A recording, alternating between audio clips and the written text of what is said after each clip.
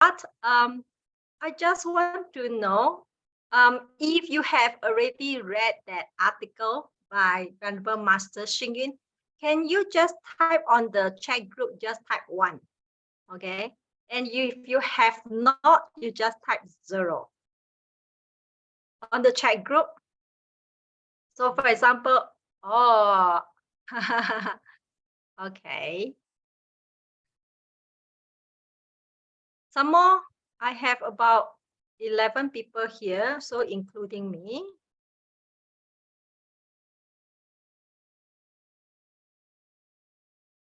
Okay. Some more. Who else haven't typed yet?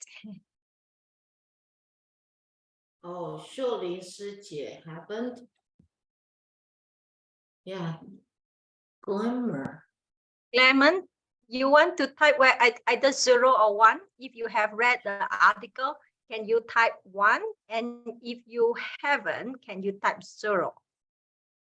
Because it will be a different question posed to different people. Okay. So how should I pronounce Malin Lao, right? Yes. Can you open your microphone? Yes. When you first saw this title, just the title itself, solving our problems, what is in your mind, or what are you expecting from Venerable Master Xing Yun when you see this title? Oh, I'm expecting some wise advice, like how do we face these challenges? Okay, that's great. Glamour, what about you when you first see this question? The title. Hello? Hello? Yes. Yes. Can you repeat the question again? When you see this title called Solving Our Problems, what would you expect from Venerable Master Xing Yun? What do you think he would say? Ah, okay. Mhm. Maybe it's like a shift in perspective. Okay, shifting in perspective, that is good. Yeah. Okay, so we have two. One is about how we face the problem.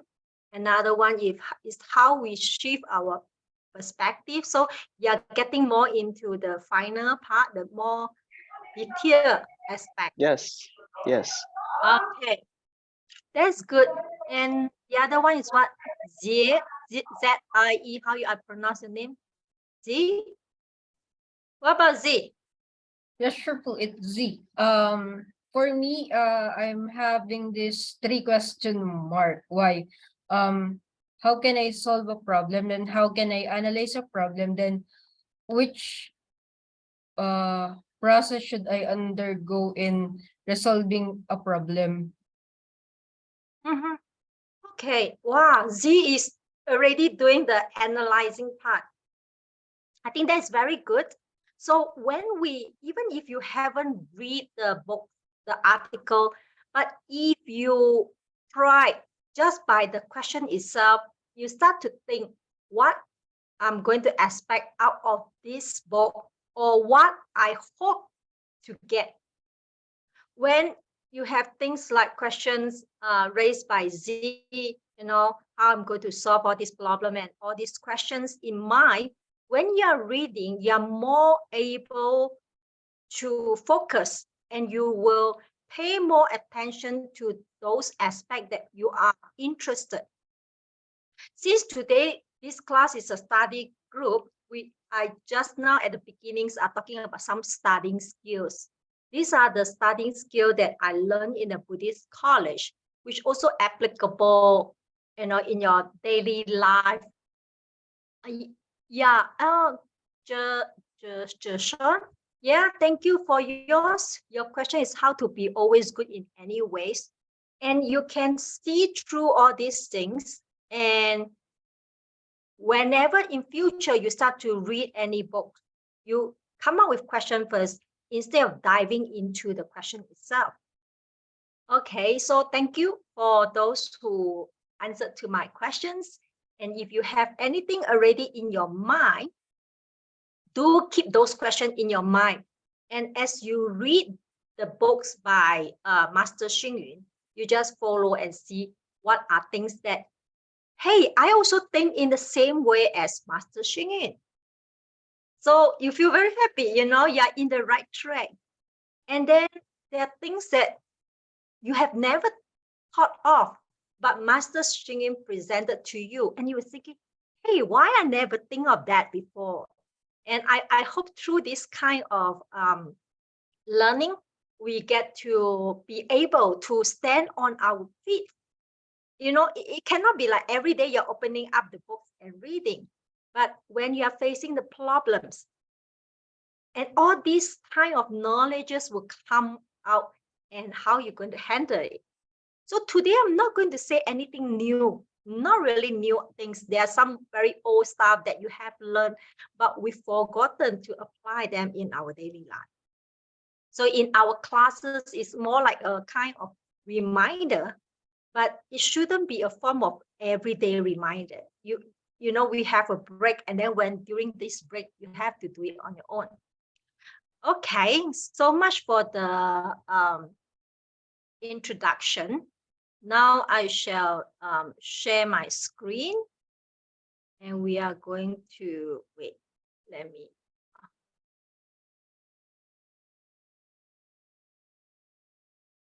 make it small.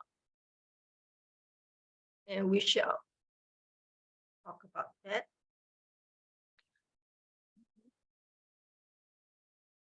Okay, let's start sharing my screen.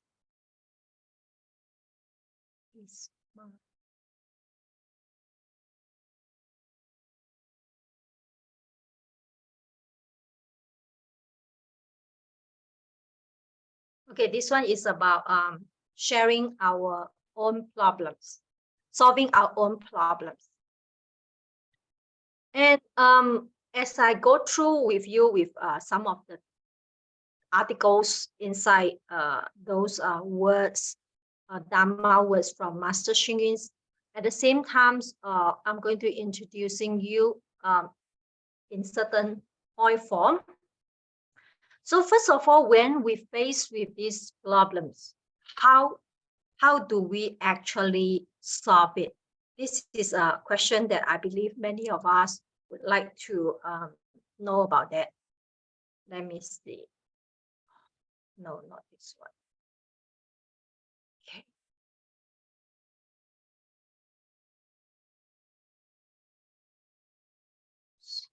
Why this thing is not?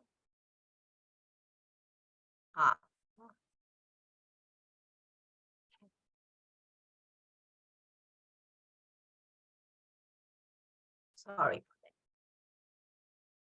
Coming back to this one. Okay, so these are the 4 points that you may want to look at it. Sorry, it should be 5 point: responsibilities, perception, stages of problem solving, the Diamond Sutra approach, and redefine problem. The first two is about how we look at problems itself. And then the last few is talking about how to solve the problems, which I believe every one of us are very interested. But without knowing the beginning part, you know, what these problems are all about, we dive into solving the problems, we may not get the desired result.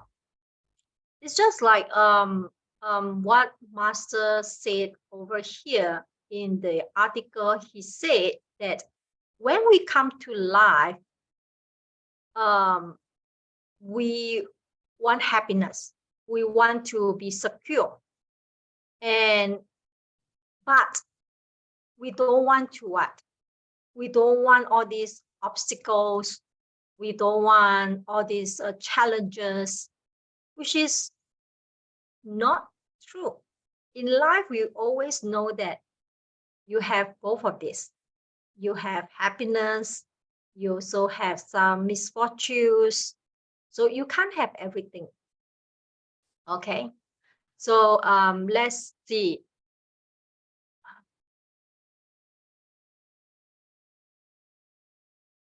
So the first one, just now we mentioned, is responsibility. And the second one is about perception. The third one is stages of problem solving. And then the next one is Diamond Sutra approach. And the last one is redefining problems. So most people think only of their enjoyment when life is happy. And secure is only when faced with difficulties and responsibility that they begin seeking others to help them. Just like Venerable Yo Hui, she just now she mentioned that she had some problems and she's looking forward to how to solve these problems. And in truth, we are the ones who have to shoulder the ups and downs, joys and sorrow in our lives.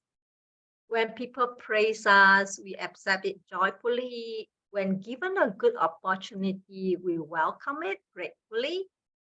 Likewise, when responsibility and adversity come our way, we must also have the courage to accept them. By doing so, the causes and conditions for wisdom and merits are thus accumulated. The courage to maintain responsibility naturally brings empowerment. On the other hand, success is hard to come by through shrinking problems away and pushing them to others. These are things that you can find in the Buddha Dharma Pure and Simple. So what does Venerable Master always taught us? You always heard it from the Venerables in Philippines, I believe. He always mentioned about this concept of the half and half. The world is filled with half women and half men, half goodness and half evil, half daylight and half night calm. We cannot say that we only want something joyful and good, and then just chuck away the adversities and responsibility. Which sadly in real life, a lot of people do try to chuck away the adversities and responsibility. I remember just maybe a month ago, one of our devotees, she came to our Emperor Liang's repentance service. And just the first day, she tripped and fell, so she injured her waist. And out of no choice, she had to go back home because our service was like 3 days or 4 days. They have to stay in the temple. So when she reached home, her husband said, "What are you doing? You have been praying to the Buddha so frequently, so for so many years. But now see what happened to you? You're not being blessed by the Buddha." So these are people who try to what? Who thought that, I'm as a Buddhist, I am a very devoted Buddhist. That means that the Buddha will bless me. I'll be, removed from all adversities. But this is not true. This is not what the Buddha is trying to do. He is not an insurance company. He don't insure us everything. Even if you buy a rider, you still have to co-pay some amount of that. So the difference is that if you practice, you maybe have a little co-payment, but it doesn't mean that you don't need to pay for whatever actions that you have done. So daily life problems are very similar to solving mathematical problems. If you want to solve this problem, you need to acquire knowledge. So when life gives you some problems to solve, if you attempt to solve them, you are also acquiring wisdom and merit at the same time. Sometimes when things happen to you, like for example, you are being slandered, and it makes you really mad. First of all, hopefully you can, you can see that you are mad. You're very mad at the other party or, whoever. But at the same time, when you try to solve this kind of emotional anger in you. You start to find out ways, you start to find out the causes and why you responded in this way and why the other person did all this to you. And that is where your wisdom starts to generate. And your compassion also start to come out. And when your wisdom and compassion come out, of course, merits just follow. You don't need to purposely go and cultivate merits, but you need to purposely work hard for wisdom and compassion. Merit is the byproduct, and a merit is byproduct. So don't worry so much about the merits. Just do it with compassion, with wisdom as guidance. Merits will just come along. So we always fear problems.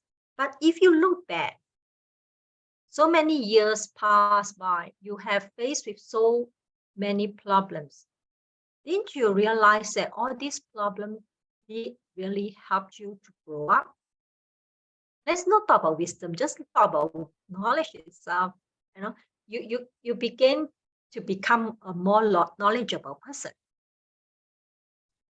And then we talk about this thing called responsibility. Okay. So over here, when we talk about these responsibilities, should be taken up with courage. Adversity and grievances should be overcome with fortitude, and mistakes should be admitted with honesty. It really takes a lot of courage for us to be able to take up the responsibility, especially for certain deeds that we have done wrong. But sometimes you may think that, hey, 师父, I didn't do anything bad to him or her, but she always, didn't treat me well. Let's not talk about like, oh, previous life, I owe him or her. I know a lot of people will tell you this. Talk about that yet. We can look at it from another angle, that this person is too suffering. And when this person is suffering, they must let go of their anger or let go of certain things.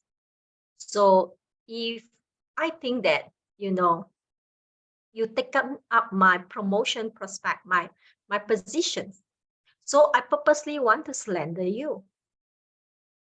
It's out of anger I want to slander you. So when we look at things, don't always look at things, it's because previous life I owe them. Why not just look at this life itself, that this person, he or she is also suffering. And this is his or her way to let go of his anger. And when this wisdom come up, like looking at these situations, your compassion also arises, because both of you are suffering. If this person who slander you are able to have more wisdom to handle her own emotion or his own emotion, then it won't get flooded and then started to flood the other cities, which is you. You happen to be the city next door. And so we have to really see ourselves in a very, very right side. Cannot always say, yeah, it's because of my karma. This is too pessimistic. Buddhism talk about karma, but not in a pessimistic way. It is a very positive way. Okay. So we talk about these actions. Okay. We have to bear the responsibility of our wholesome and unwholesome actions. So when you have these wholesome actions, of course, your flower will start to bloom. But unwholesome actions, your flower will start to wither. And they are created through our body, speech, and mind. Let's give an example, a real life example. I read in the US newspaper a few months back. And the title of this, or the headline of this newspaper is very interesting. It was something like immediate karma. It's so catching, especially for a Buddhist, the headline is called immediate karma. What happened was this man, he died from a heart attack at his house backyard. So why he died from this heart attack? He was digging the ground. Okay, so you might think, what's wrong with digging the ground? He was digging the ground to bury his partner. And this partner was killed by him. So the headline is very, very catching, and we see this kind of immediate results of our bad actions. But there are times whereby whether our bad actions or our good actions didn't materialize right now. And because it didn't materialize, we start to lose faith and hope in the Buddha's teachings. Hey, why Buddha, you tell me that good people will get good fortune, bad people will get bad fortune? I'm doing good. One of my devotees, he asked me, he said, I don't understand. I've been doing good things. Why is it that bad things keep on happening to me? And he also has this very stuck and stereotype views about karma, whereby, it was, I did something bad in my previous life. I think this is very difficult to convince people, especially in Philippines, in a Catholic setting, whereby people only believe in one life. So don't overuse this kind of statement. Rather, I would like people to see now this life rather than always pushing it back. Oh, that was the mistake that I made in my past life. Sometimes is that the way we look at people. In my class about this Vimalakirti Sutra, I talked to my other students. This particular devotees, when he was applying this compassion, he didn't start from the right view. How you look at the living beings. Living beings are people like us, human beings, are generally have distorted view. We are greedy. We always ask for more. We may not have a sense of gratitude and all this blah, blah, blah, blah. The much more unwholesome kind of thoughts, actions. And if you see that human beings always fight for their own ego, for their own needs, they are always selfish, then you don't see anything wrong. And when you practice your compassions, you will be guided with this kind of wisdom when you understand living beings. And you find you as you go along practicing your compassion. So it doesn't mean that you're always compassionate and kind to others. Others won't give you a hard time. So he was like always facing a lot of hard time. The lady threatened to kill him. And he has to like get a police protection, something like that. So sometimes it's because we really misunderstood the Buddha's teaching. And don't keep on telling people it's because of your past life you did something. My sister was no way, she don't accept this kind of teachings. You say, I didn't owe anybody. And well, why not? Just look at your present life enough. And so do remember this word karma is called action. So when things happen to us, it's called the karma result. Okay, karma is Okay, let's look. Just now we talked so much about responsibility, right? And then the next point is about perceptions. How we look at problems. So how do we look at problems?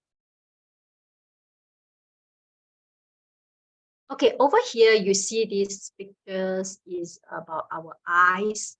So don't ask me about those detail one. These are too scientific for me too. I just want to put this photo here. This is a picture of our optic nerve. So the eyes give us this form of colors when we see, and then the colors come in. If you study about physics, you know about light. How does these lights work, and then how does these colors come in? And so when the lights bounce off the optic nerves, which turn into a kind of chemical spray, we could see. However, the eye by itself is not able to see. Okay, so you need this kind of transmissions whereby it goes through the brain for the brain to process in order to see. And this is what, in fact, in this called Yogacara school that is talking about how our perceptions are being formed. Sometimes it was called the mind only school or consciousness only school. So for one to see, you need to have right kind of conditions. If I didn't remember wrong, you need nine kind of conditions for your eyes to work and see, and you can process it. And so you need, of course, you need a healthy eyes. If you don't have a healthy eyes, you can't see that. But of course, you also need your brain and to process it. However, do you know that from the moment the things comes in, here the moment your brain process and come out, it took a few seconds. And it means that what you see now is already in the past. This means I say that, okay, I saw Venerable Trinity in the Zoom meeting, but this was something already a few seconds ago. So that answer to why I performed badly when I was in secondary school, when I was in the netball club. I was told by my teacher that you must respond and react faster. Because I always wait until either the opponent come in or the balls come in, then I start to move. But there's already a delay of a few seconds over there. So you need to respond in advance. When you go for those when you watch those swimming Olympics, sometimes some of the swimmers, they are being disqualified because they jump into the water faster than the sound. Because you can't wait until the sound, then you jump. It's like you have to catch that very critical 0.01 second. Because that 0.01 seconds will determine whether you will become the winner, the gold medalist. And so this happens not only to our eyes, our ears, and our body. And so we cannot totally rely on our perception. The perceptions can be very misleading. So when you look at your problems, are you being hindered by your perceptions, especially your past perceptions? When you are being hindered by your past perceptions, then you won't be able to solve the problems with an open mind. That's the reason why I bring in this idea of perceptions coming in. You see, we are always being so-called cheated by our perceptions without us realizing it. Okay, so know about that. You don't need to go into detail about that, but just be aware that we are very, very much influenced by our perceptions. And that doesn't mean that we need to deny our perception. This is a very important features as a human beings we need. We need to be able to see, to feel, to taste for our survival. So use it in a correct, right way for our practice. Okay, so next. So this is the one. Senses reflections takes half seconds to production. Okay, and the brain-wide synchrony takes 1/40 to production. So all these kind of time delays comes into how we look at things and how we perceive things. So why we talk about this is that we need to talk about this called pure perceptions. When we come to meditative practice, meditations, there is such thing called pure perception. When you see things just as it is without the concept. And that's why I strongly encourage you to take up meditation. Because as you practice, there will be one day whereby you can understand what it means by pure perceptions without concepts.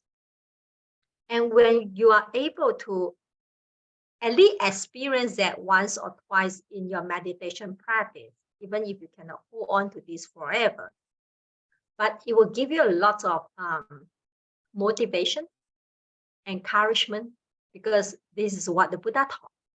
You know you're on the right track. And next one, I'm going to talk about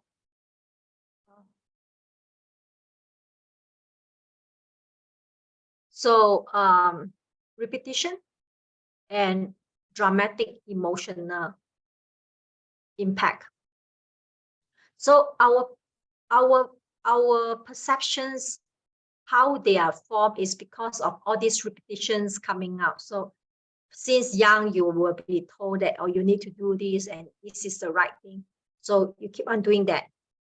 But when you go to somewhere else, for example, you go to another country, you realize that, hey, this is not the way the things done. And you may be a bit critical. You're not happy with the way other people in other countries do it. It is not the right way. You know, in Philippines, we don't do this. We do. This is the best method. This is the good way. Because of these repetitions that comes into play, we are less ready to be receptive to new way. And this hinder our skill, our problem-solving skill. We are not ready to accept new ways to solve our problem. And then, of course, perceptions like what? Like things that are more dramatic. Those more dramatic ones you will tend to remember, and it forms a kind of perceptions. And some of the daily events, you just simply, you forget about that. Okay. Okay, so let's move on to the next point. This one is something very familiar to you. You all should know already. These are the things that you are taught in your basic Buddhism class or introductions to Buddhism class. You see, we have been taught so many times by the Buddha, all this way, all these manners, but when problems come, how often do we use this method? This is called the what? Four Noble Truths. You sang it, okay, in your Prince Siddhartha's theaters. Problem, causes, solve it, and the methods. How often do we make use of these Four Noble Truths in our daily life? Because of our perceptions. You see, Buddha already taught us this method, but we are so used to it. Our perceptions, that we have formulated over the years as we grow up. Despite the fact that Buddha already told us many ways of solving problems, but we still stick to our old way, old method. I'll give you an example of myself. For example, when I was like feeling very sick, and what in my mind was like, I want to recover as soon as possible. How I'm going to remove this pain, how I'm going to remove these illnesses. So it's more of what we always do. However, we never look into like embracing the sicknesses. Like Venerable Master Xun Yun always taught us, be friend with our illnesses. Okay, so our master over here already taught us some of the methods. But when sickness come to you or me, okay, the first response is that, no, I don't want to fall sick. Why I got COVID? You know, that kind of ideas and thought. Why me? And then I have to be like, what you call that? Quarantine. So all these thoughts will come in already. Rather than your first thought is, Venerable Master Xun Yun taught us to be friend with our illnesses. So embrace it while you're taking your medicine. It doesn't mean that you don't eat your medicine. He never said that. You eat your medicine, but at the same time, you embrace it. So you see how our perceptions are always going against our Dharma practices, our Dharma knowledges that we acquire. But unless you put them into practice, then this Dharma teachings is yours. It's not solely Venerable Master Xun Yun. So I was like, usually it depends on how serious the sickness is. If it's a small one, maybe it takes like a few hours for me to realize that I must embrace the illnesses. If it's a long one, a more serious one, it took me a few days to learn to embrace the sicknesses. But after I start to embrace what Master Xun Yun taught about befriending our illnesses, I feel much better. You see, the perception part is really giving us some problems because we don't know how to make the right use of our perception. Okay, let's see. So we fall into self-pitying, you know, and okay. So this one, the Four Noble Truths, I'm not going to dwell so much on that. As I said, you already know, but knowing and applying in your daily life is a separate issue. You keep on have to talk about that. In fact, over these past 2 years, when I have classes, online classes, sometimes after a few classes, I start these 4 points, it comes up in my mind again and I start to talk again. Because the longer I start to teach, the more I find that these are very powerful skills.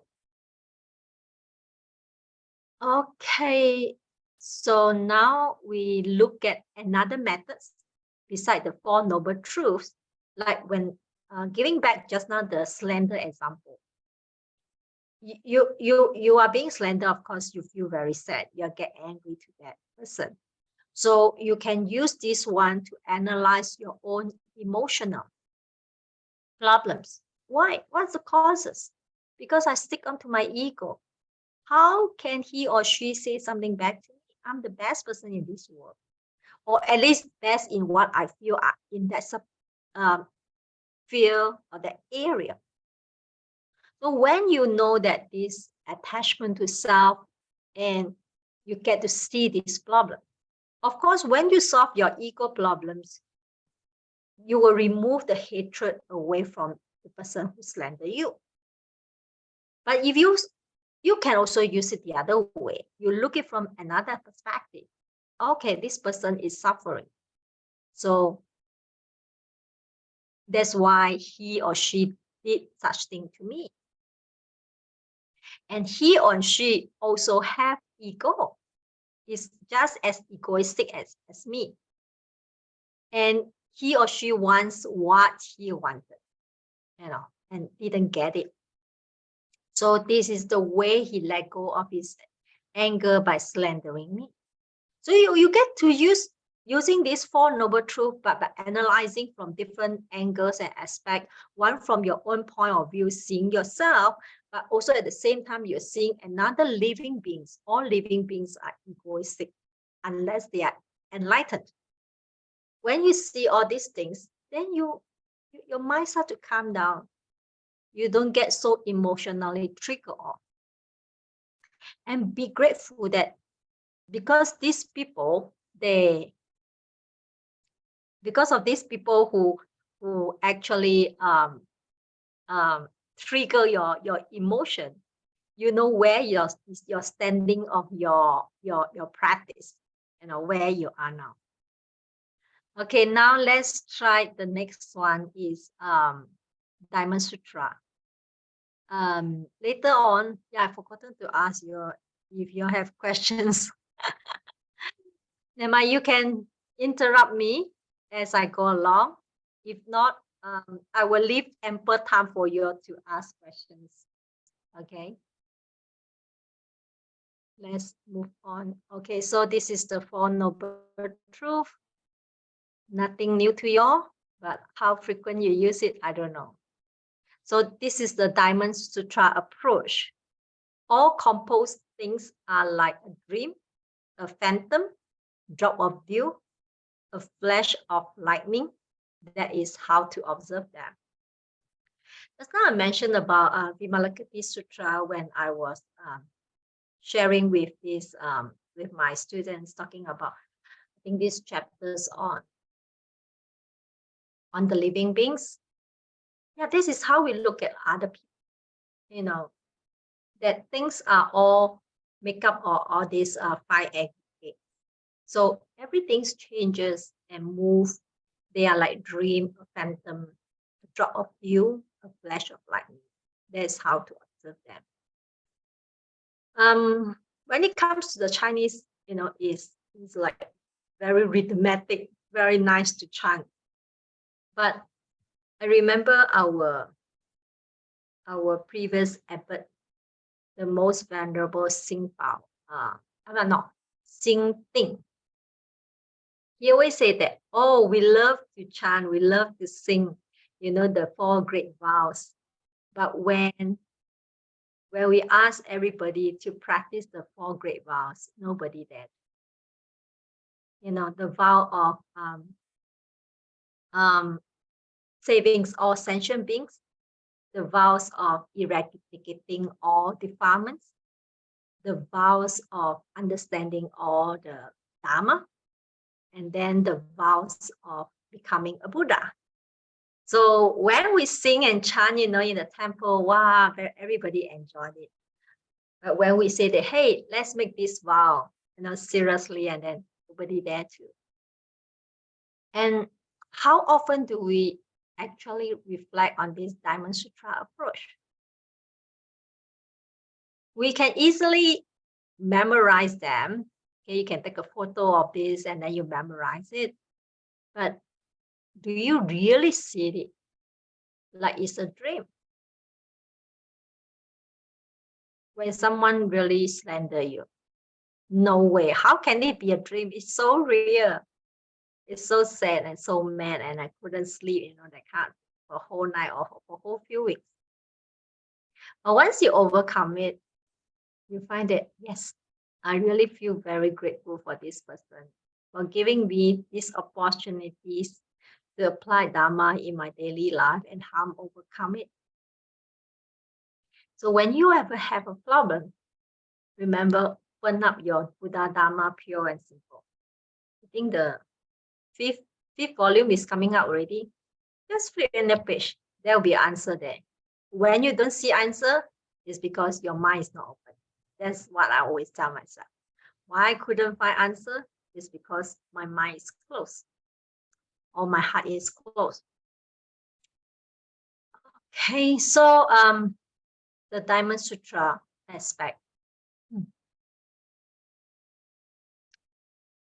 when you look at this thing in life, especially when you do meditation, you are able to disassociate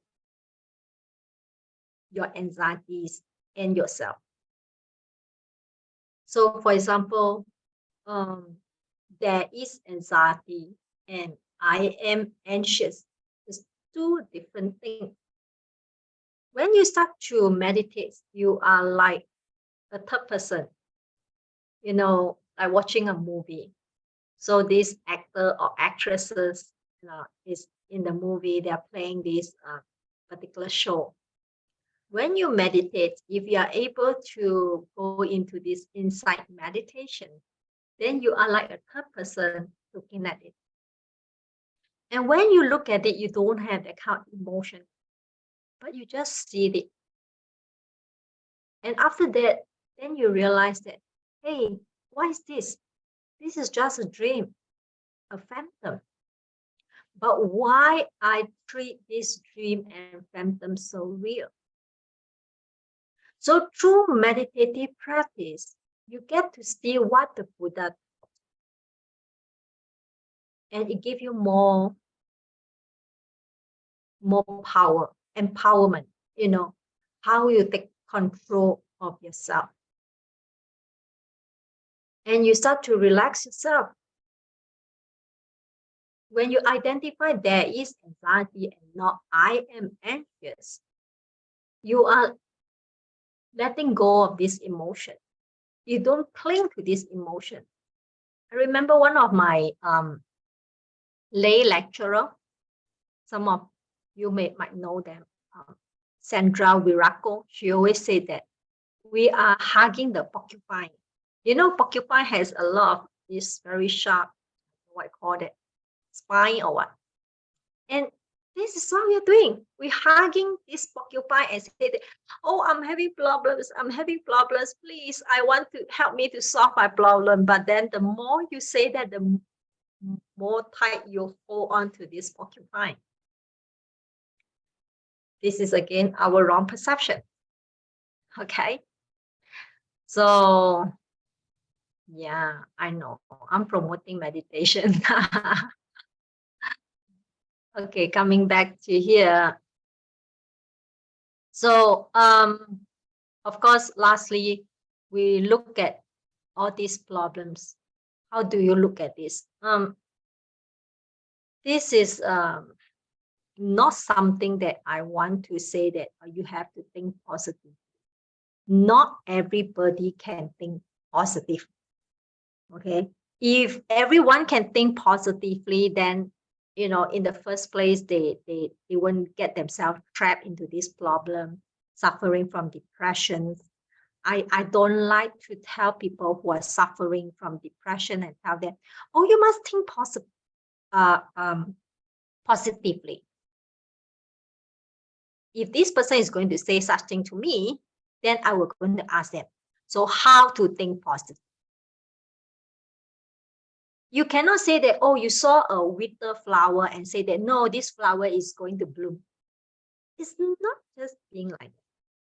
So, but it's during your day-to-day life, not when you are already suffering from depressions, when your outlook of the world is already very dim, then you start to think positively. This positive thinking should be practiced now. And how we look at challenges, confrontation, opportunity, obstacle, striving, and struggle is not to tell yourself that, okay, this is not an obstacle, this is opportunity. No. I'm not talking in this way. This is too easy. Too easy to say, but difficult to practice in life. Rather, again, when you look at it from the Diamond Sutra approach, when you look at it like it's a dream, it's a drop of dew, it's a phantom. So whether it's a challenge or confrontation, it's all due to our perception. whether it's an opportunity or obstacle, is due to our perception. Whether it's striving or struggling, is our perception. So go down into your perception and look at how you look at this. Rather than tell yourself, no, I must always look at the green one. Don't look at the brown one, the maroon one. No, it's not this way. That's why people fear. Because they thought that, oh, they tell us must look at things positively. So I only look at those words in green and I don't look at those words in maroon. It would never work. I remember last time I had one teacher who told us, he gave a lot of talks and said, oh, you must think positively. And I always have this mind, how to think positively. Is it just removing all the red one and make it green? You have to go all the way down to your perception. And your perceptions are very much influenced by your past experiences and your culture, your values, the country you stay, how you look at things. So then we're almost done. Yeah, we are done already. So now it's time for you to wait. I don't have that one, but I'm going to share with you one part.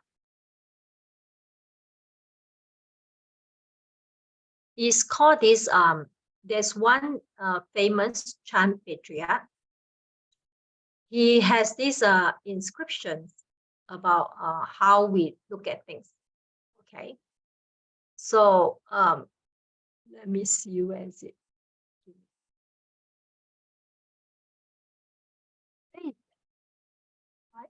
I didn't put up here.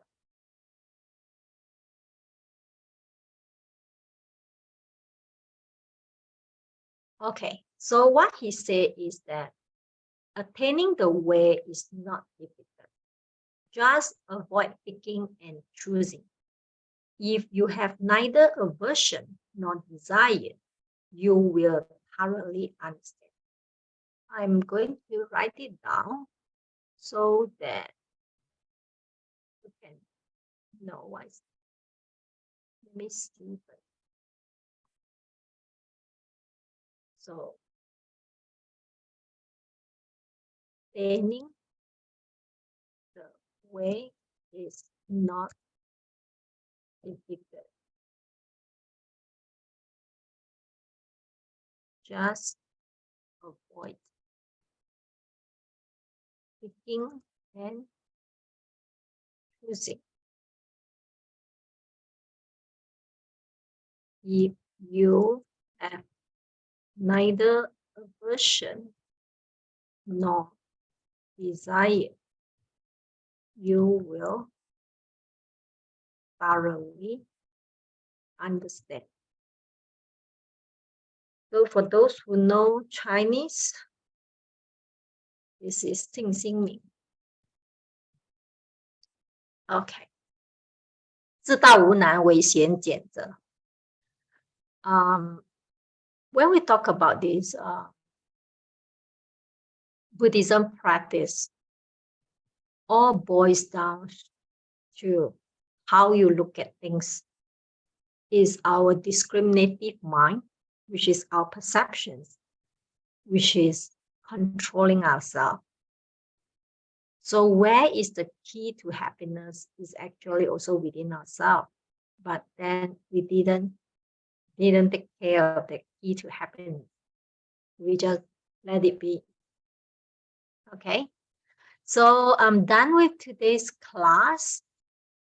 And please, any questions?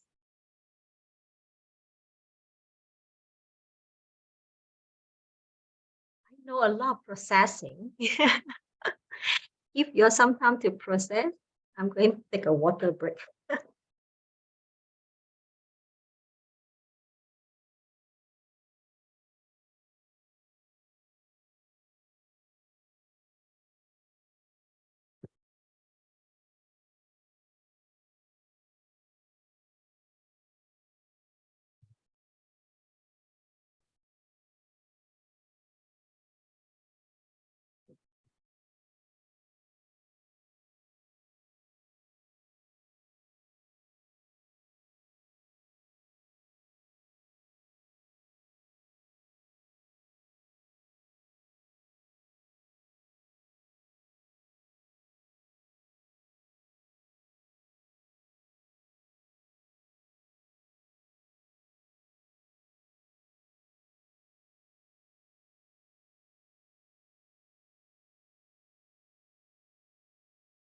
Okay. Before we go on further, I know a lot of processing work. This is a very tough topic.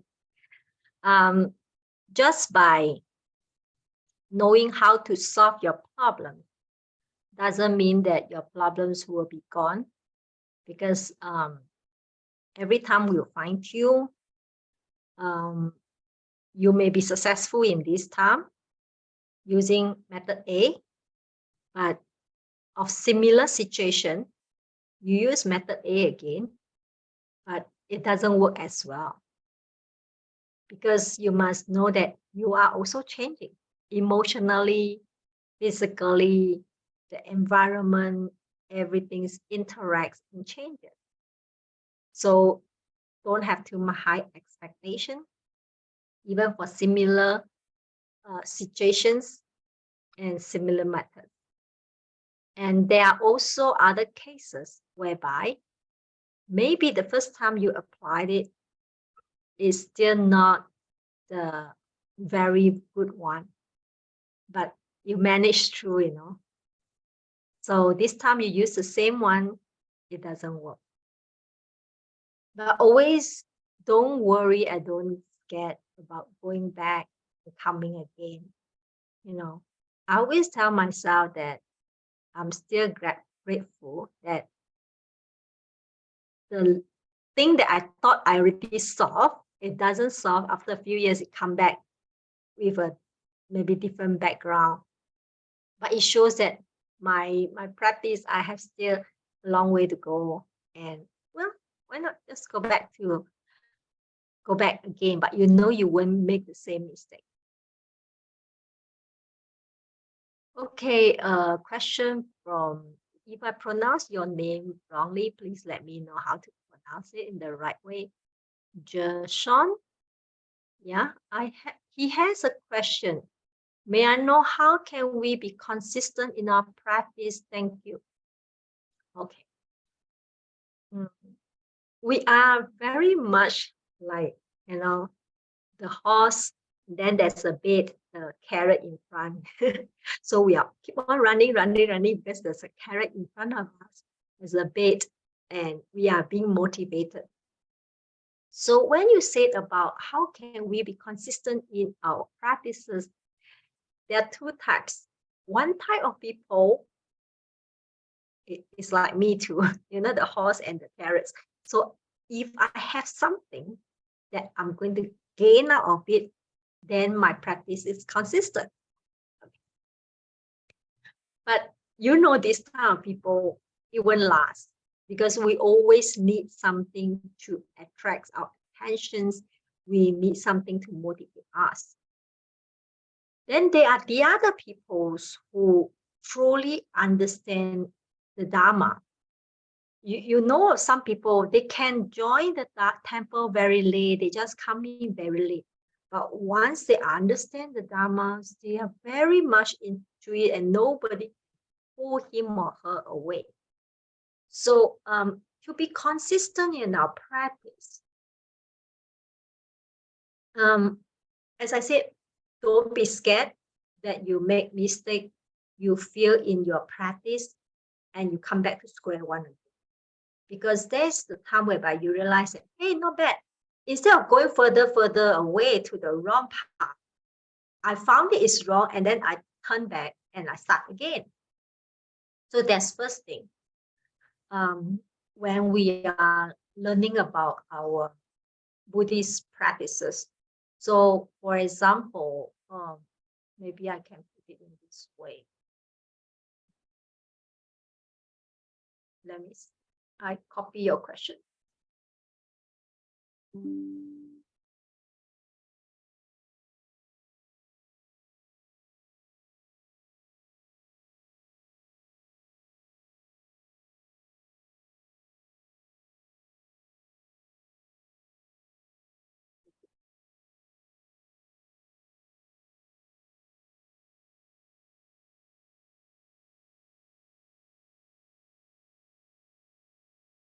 So, the first one is your motivation, right? This is for normal people. Okay, normal people, we always think about motivation. But then in a more, how I say, whereby it can be much more lasting is your understanding of the Dharma. Another one is you always hear the Venerable say, vows, making vows. When you make a vows, of course, if you are a person who will try to keep with the vows, this can become a very, very strong motivating force. So this motivation is more of like, you're getting some benefit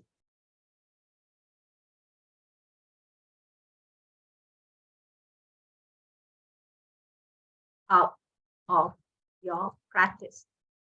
Okay, but vow is you need not to have any benefits out of it.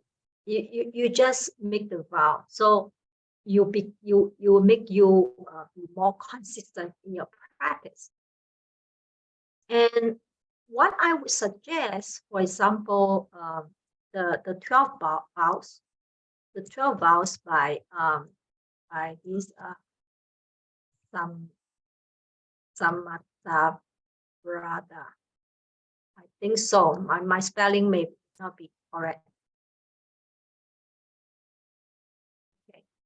So do check out for the correct spelling. I think something. Oh yeah, I have this one. So this is correct. There are 12 altogether. Pick one of them and use that as your practice. And a constant reminder of that. And of course, another reason for why we aren't able to be consistent in our practice is because we lack of mindfulness. You see, everything comes together. Our precepts, our wisdom, which all these three added together will be what? Will be our tree training. So to create this kind of consistency, we have to look at this thing. Of course, this is the ideal one. You know, those great eminent monks, when Buddha's gained enlightenment, he went to the deer park and he told those 5 of his previous practitioners who left him when he decided not to continue with the ascetic practice. And immediately, some of them gained enlightenment, some didn't, but then they enter into first fruit, second fruit, third fruit level of practice. So these are very sharp words. When they understand the Dharma immediately, their practice will be consistent. You don't need that someone to whip you. Oh yeah, there's the story about the 4 horses. So you can look in terms of this view, which I would recommend that you look in terms of the vows and then for mindfulness. Or another one is the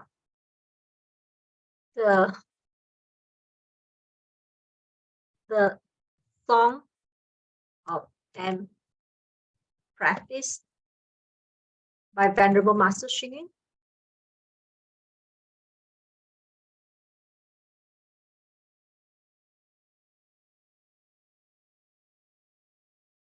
This song, the Song of 10 Practices by Venerable Master Xing Yun, Si Xiu Ge.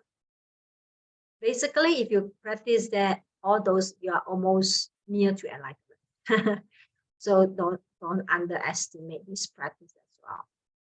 So choose one that you may find that 10 is too daunting to you.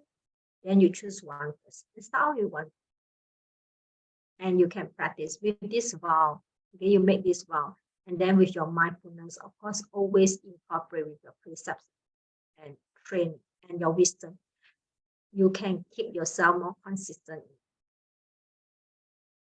And of course, another one which we don't not so much talk in Guo Guangshan, but in those olden days, Buddhism, they emphasize a lot about this, is the idea of death.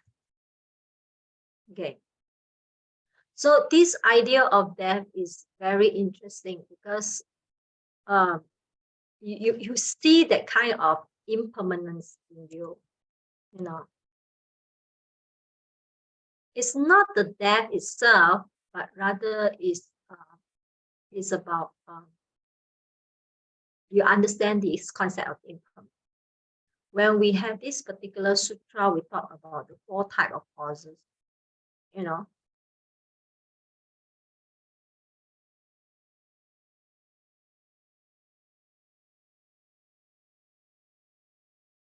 It talk about these 4 types of horses. The first type is whereby you know, when the rider, the horse rider, he start to pick up the weed, but haven't do anything yet. The horse know what the owner wants to do.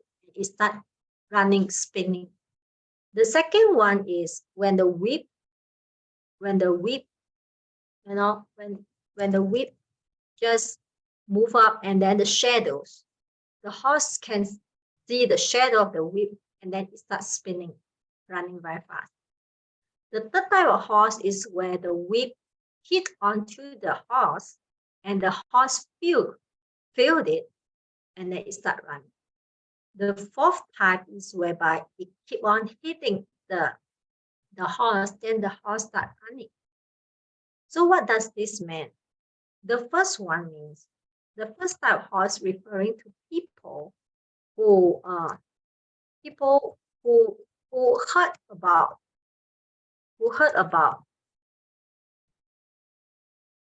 someone passing away from another village. Okay. And then the second type of person, the first type, maybe I use it.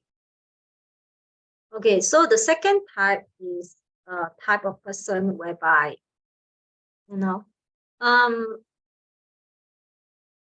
me recall first. Okay, is in your village. So in your village. And then the third one is you get to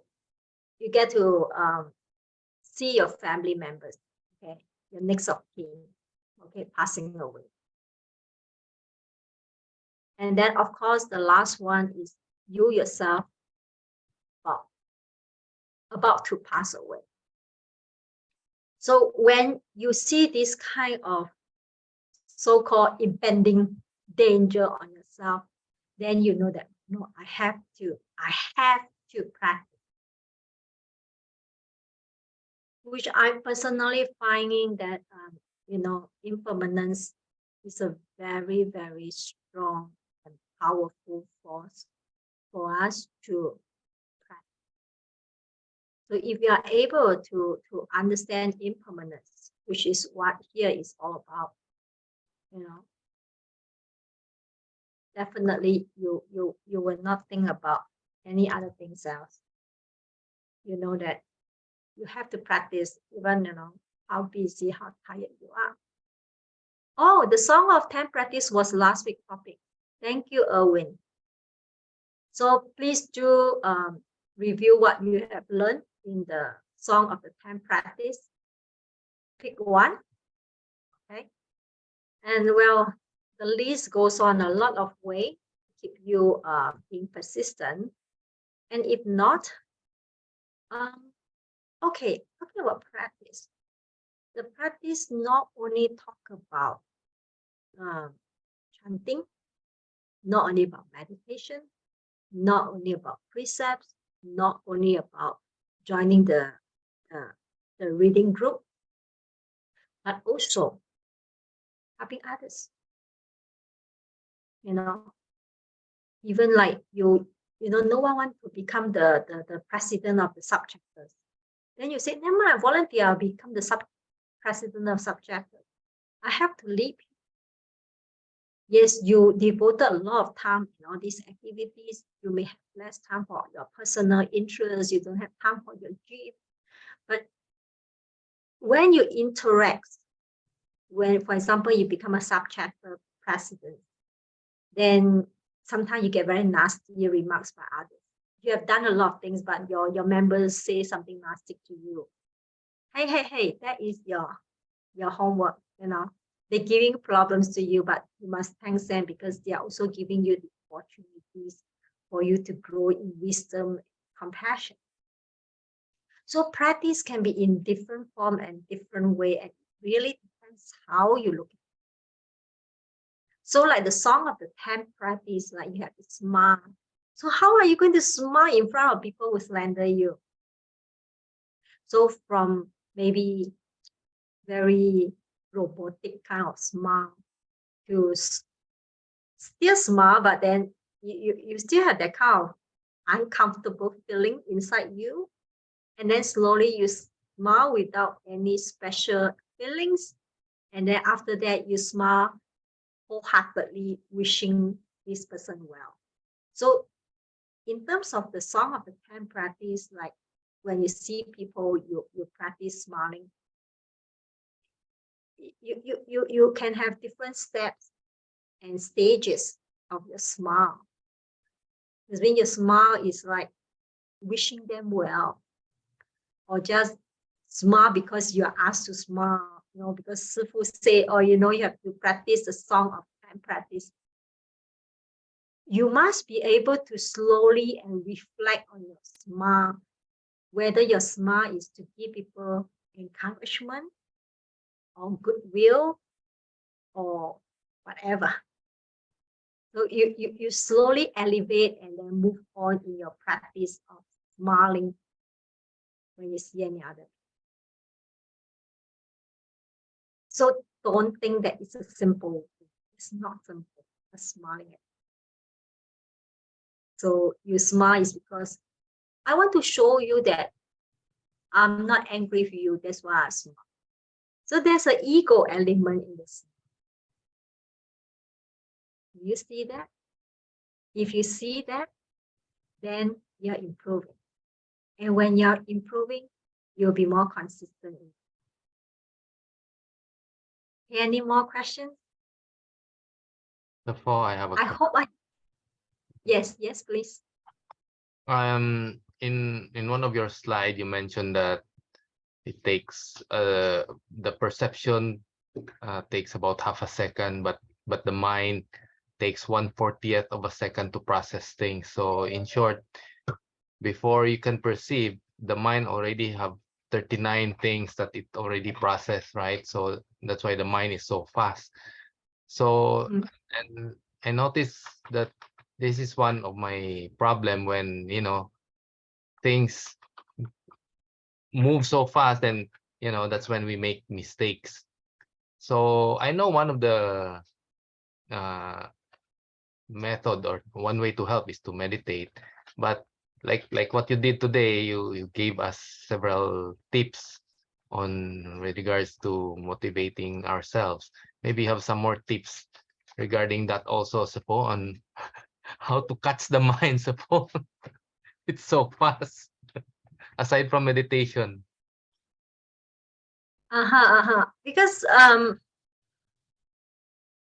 is we are born into this human physical body. We need to have this kind of quick reflexes, especially those during those hunting, gathering periods, you know, those like, I don't know, 1,000 years ago, whereby you have, you know, lion, tiger, crocodiles, you have to run from there. So you need to respond so fast. This is a surviving skills. We are evolved into such a way. But you still need this. So that's why we never deny all these things. It's like a fire. Either it can be your servant, it can be a good servant or a bad master. And hence, for coming back to this one, your questions about how to slow ourselves down. Well, meditation doesn't mean that you have to sit down and meditate. Okay, if you read the 4 foundations of mindfulness, the sutra on that, it talks about different types of meditation, and it involves meditations like when you're moving. So you can concentrate on your moving. So when you are brushing your teeth, your hand is the one that moves the most. So your concentrations will be on your hand. And when you are doing your computer works, if you are a desk-bound person, you can just set an alarm. I know that the computer, they have this kind of features inside the laptop. Like after 15 minutes, then you can move away. Because we have like do something, then suddenly think about, oh, my mobile phone. Okay. Oh, we left a message for me, then we get distracted. And so you can make use of all these latest technologies to assist you in your mindfulness practice. So for that 15 minutes, you cannot do any other things because you have decided, I'm going to start on with our computers work. And after that, you hear the ding dong sound of your mobile phone, then you finish it, then you pick up your phone. So there are a lot of gadgets up there, apps that can help you in your mindfulness practice. I would say that, you see, I always say that this is a tripod stand.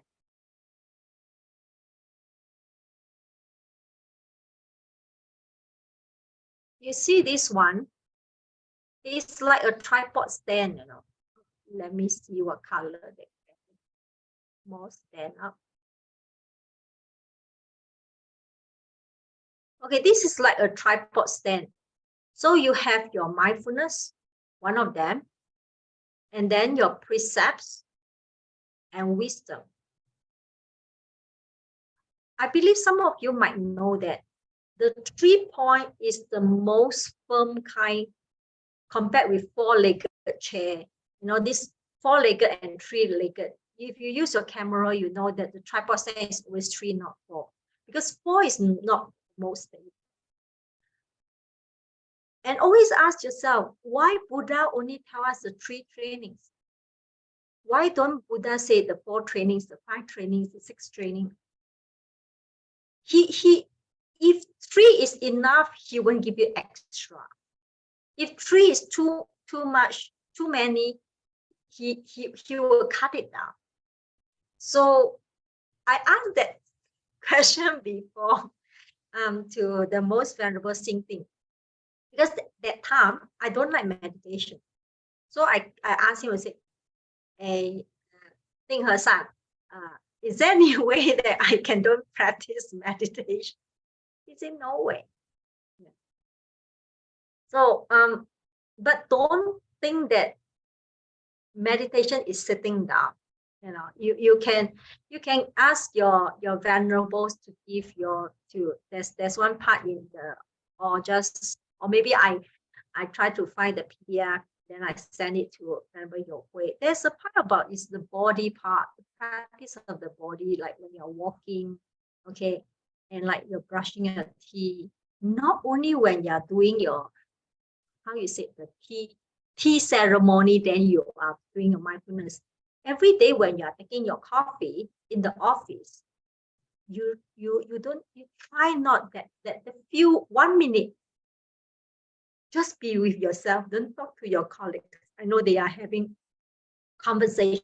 That 1 minute you concentrate on pouring the coffee, from boiling the water to mixing the coffee powder to smelling and sipping it. Give yourself that 1 minute of mindfulness, and you start to accumulate.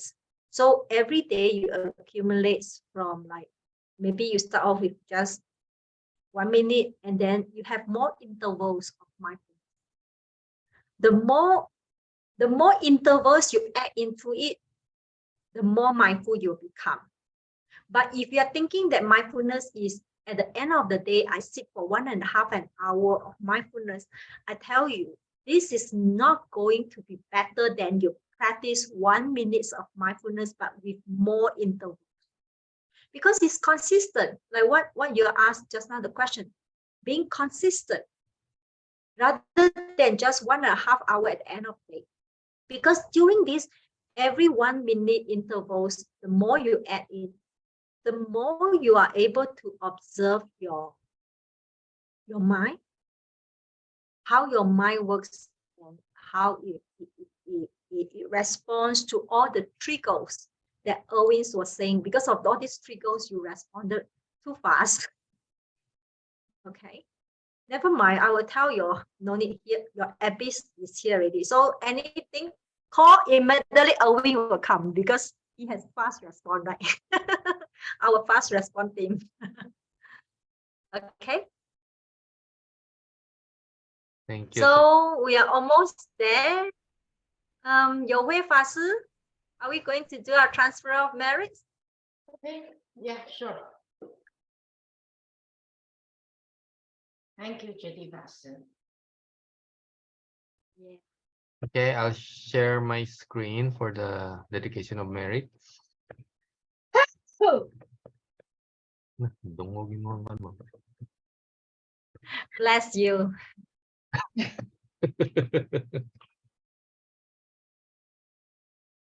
Okay, palms join, everyone.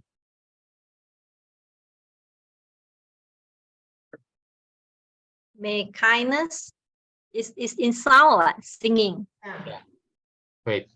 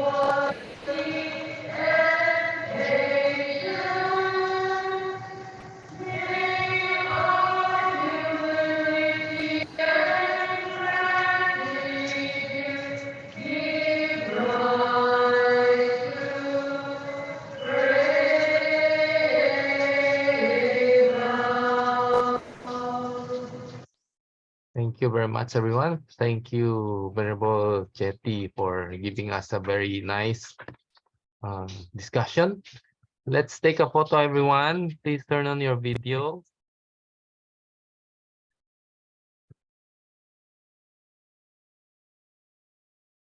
Okay, ready? 1, 2, 3. Lotus flower. Okay, 1, 2, 3. Thank you very much, everyone, for joining. Hope you Okay. Have a nice holiday. Bye-bye. Thank you for an enlightening discussion, Shifu. Thank you. We really learned a lot.